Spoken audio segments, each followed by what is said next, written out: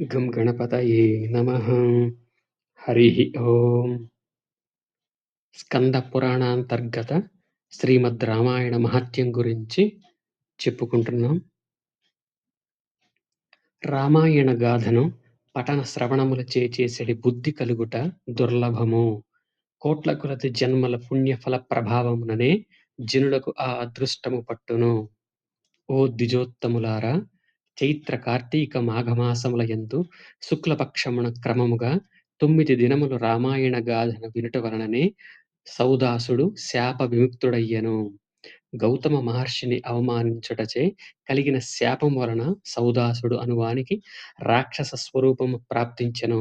రామాయణ శ్రవణ ప్రభావమున అతనికి ఆ శాపము నుండి విముక్తి లభించెను. రామభక్తి తత్పరుడై ఈ గాథను సావధానముగా వినిన మనుజుడు మహాపాపముల నుండియే కాక ఉపపాతకముల నుండియు విముక్తుడగును. ఋషులు ఈ విధంగా అడిగారు: పూజ్యుడైన ఓ మహాముని, మహాత్ముడైన నారద మహర్షి రామాయణమునందలి సమస్తమైన ధర్మములను సనత్కుమారునకు ఇట్లు వివరించెను. ఆ ఇద్దరు బ్రహ్మవాదులను ఏ క్షేత్రమున ఎట్లు కలుసుకొనిరి? నారద మహర్షి ఆయనకు తెలిసిన విశేషములేమి? వాటిని అన్నింటినీ మాకు విశదపరచుము. సూత మహర్షి ఈ విధంగా చెప్పసాగాడు: మహాత్ములైన సనకాదులు సృష్టికర్త అయిన బ్రహ్మదేవునకు మానసపుత్రులు. వారు అహంకార మమకారములు ఏమాత్రమును లేనివారు. వారు జితేంద్రియులు. సనక సనందన సనత్కుమార సనాతులు అనునవి వారి పేర్లు. ఆ మహాత్ములు విష్ణు భక్తులు. సర్వదా బ్రహ్మధ్యానమునందే నిరతులై ఉండువారు. వారు సత్యవచనులు, మోక్ష కాంక్ష గలవారు. సహస్ర సూర్యకాంతులతో వెలుగొందుచుందురు. మహా తేజోమూర్తులు, బ్రహ్మదేవుని కుమారులు అయిన సనకాదులు ఒకానొకప్పుడు బ్రహ్మదేవుని సభను వీక్షించుటకై మేరు శృంగమునకు వెళ్ళిరి. అచ్చట వారు విష్ణు పాదము నుండి జన్మించిన పవిత్ర గంగానదిని చూచిరి. పిదప తేజోవిధులైన ఆ మునులు సీత అను నామాంతరము గల ఆ నదిలో స్నానము చేయుటకు సిద్ధపడిరి. ఓ విప్రోత్తములారా, ఇంతలో దేవర్షి అయిన నారద మహాముని శ్రీ మహావిష్ణువు యొక్క నారాయణాది నామములను కీర్తించుచు అచ్చటికి చేరెను. నారాయణ, అచ్యుత, అనంత, వాసుదేవ, జనార్దన, యజ్ఞేశ, యజ్ఞపురుష, రామ, విష్ణు, నీకు నమస్కారములు అని హరినామములు ఉచ్చరించుచు సమస్త జగత్తును పావనమునర్చుచు ఆ ముని లోక పావని అయిన గంగానదిని స్తుతించుచు అచ్చటికి విచ్చేసెను. ఆ విధంగా అచ్చటికి విచ్చేసిన ఆ మునిని చూచి తేజోమూర్తులైన ఆ సనకాదులు యథోచితంగా ఆయనను సత్కరించిరి. అంతట నారదుడు వారికి అభినందనమునర్చెను. వారు బ్రహ్మసభలో సుఖాసీనులైన పిమ్మట నారాయణ నామస్మరణమునందే నిమగ్నుడయ్యున్న నారద మహామునిని జూచి సనత్కుమారుడు ఇట్లు అడిగాడు: సర్వజ్ఞుడవైన ఓ నారద మహర్షి, నీవు వేదాంగములను బాగుగా ఎరిగిన వాడవు. ముని లోకమునకే వన్నె తెచ్చిన వాడవు. నీవు హరిభక్తులలో అగ్రగ్రేసుడవు. నిన్ను మించిన విష్ణు భక్తుడు మరియొకడు లేడు. ఆ మహావిష్ణువు నుండియే ఈ సమస్త చరాచర జగత్తు వెలువడినది. ఆయన పాదము నుండియే ఈ గంగానది ఆవిర్భవించినది.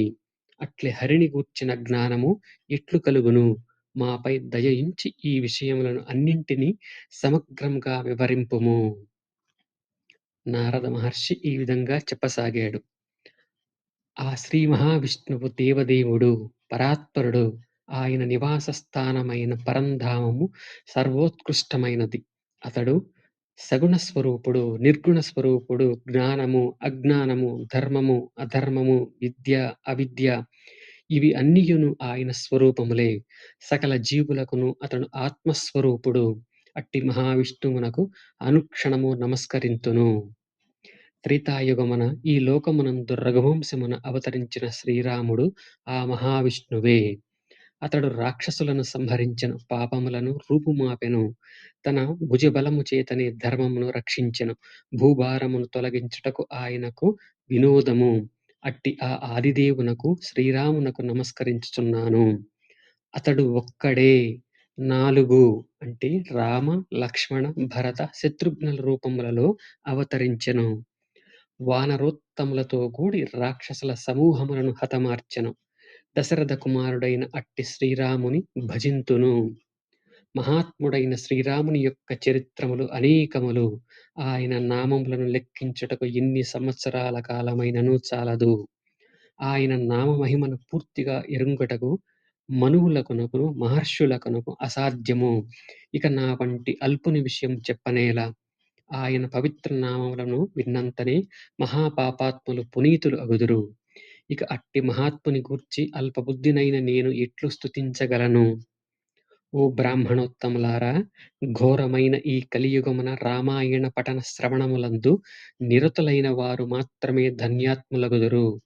వారికి నేను నిత్యము నమస్కరించుచుందును. భగవన్నామ మహిమను ఎరుంగగోరువారు చైత్ర, కార్తీక, మాఘమాసములందు శుక్లపక్ష పాడ్యమి నుండి నవమి వరకు 9 దినములు రామాయణ కథామృతమును ఆస్వాదింపవలెను.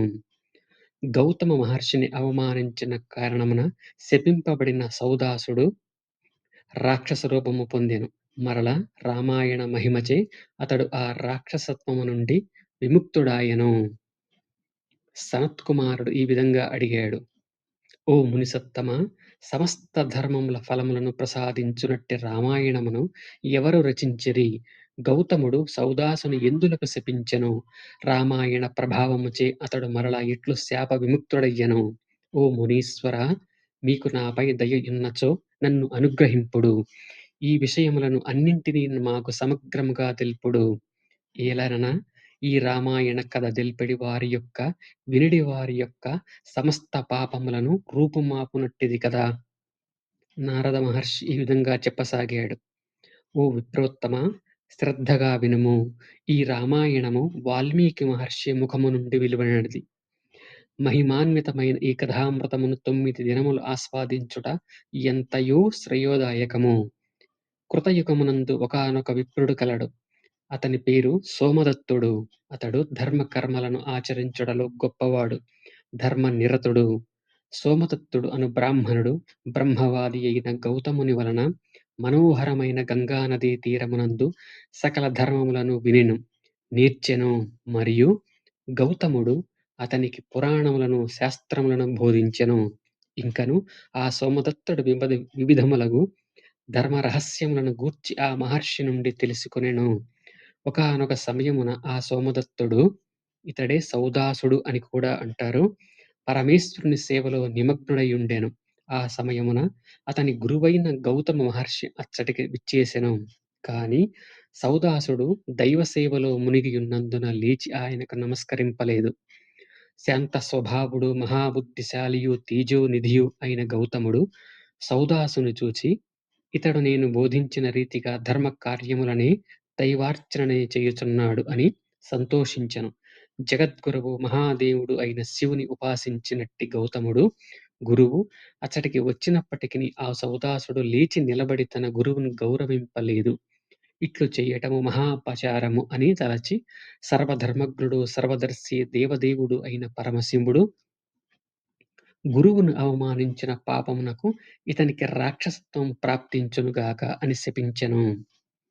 అంతట సౌదాసుడు పశ్చాత్తాపముతో అంజలి ఘటించి నయకోవిదుడైన గౌతమునితో, ఓ పూజ్య మహర్షి, గురుదేవా, మీ ఎడ నేనొర్చిన మహాపరాధములనన్నింటినీ క్షమింపుడు అని వేడుకొనెను.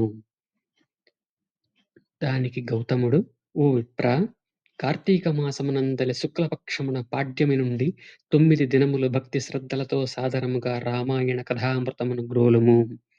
నేటి నుండి 12 సంవత్సరముల కాలము ముగియగనే ఈ రాక్షసత్వము నుండి నీకు విముక్తి కలుగును.